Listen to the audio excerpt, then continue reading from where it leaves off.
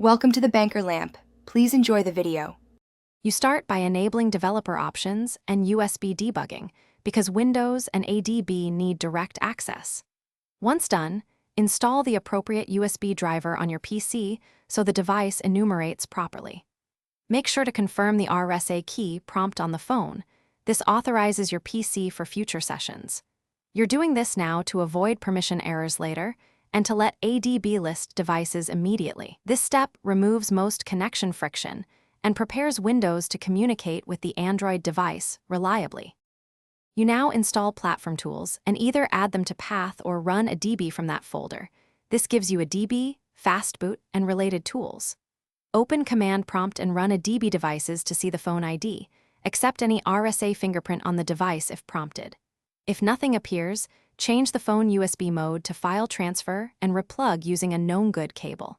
Also try a different USB port. Verifying here ensures you can push files, run shell commands, and use debugging features. You finish by choosing your workflow. Keep a wired DB connection for stability or enable a DB over TCP/IP for wireless testing.